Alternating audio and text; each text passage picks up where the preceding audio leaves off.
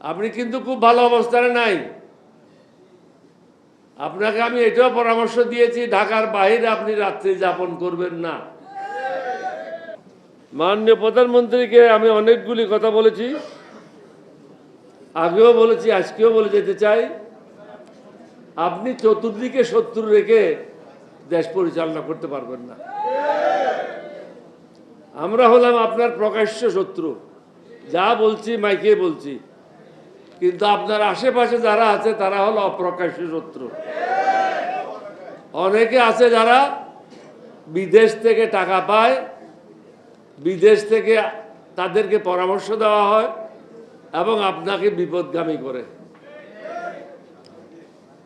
আপনার প্রথম এবং প্রধান কাজ হচ্ছে বাংলাদেশে যারা বিদেশি গুপ্তচর আছে তাদেরকে বের করা। তাদের দ্বারা আপনি ক্ষতিগ্রস্ত হচ্ছেন, দেশ ক্ষতিগ্রস্ত হচ্ছে। এখানে যে সংস্কারের কথাগুলি হচ্ছে,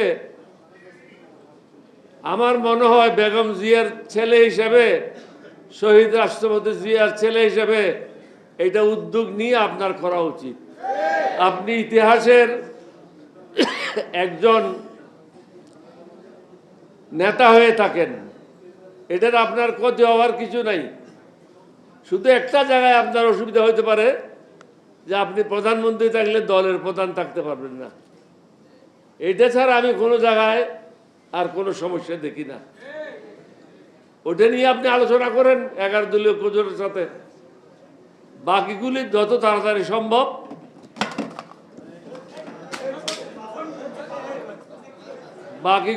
তাড়াতাড়ি সম্ভব সংসদে আপনি এগুলি পাশ করে দেন।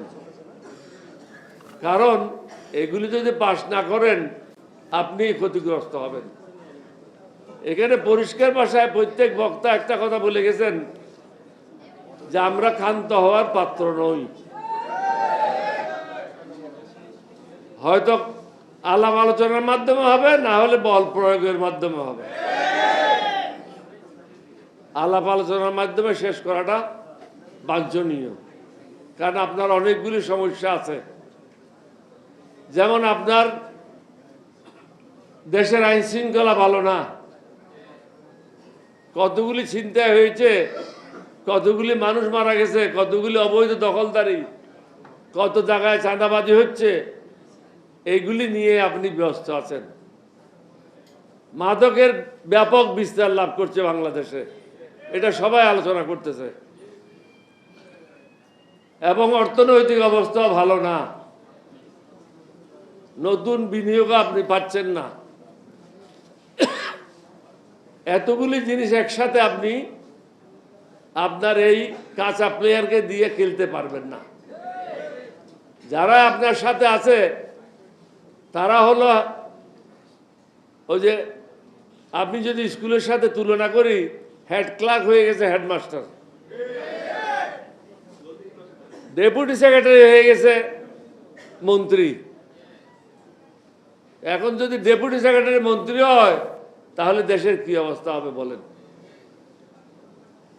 আপনি কিন্তু খুব ভালো অবস্থানে নাই। আপনাকে আমি এটাও পরামর্শ দিয়েছি, ঢাকার বাইরে আপনি রাত্রি যাপন করবেন না। কারণ চারিদিকে আপনি শত্রু দ্বারা পরিবেষ্টিত।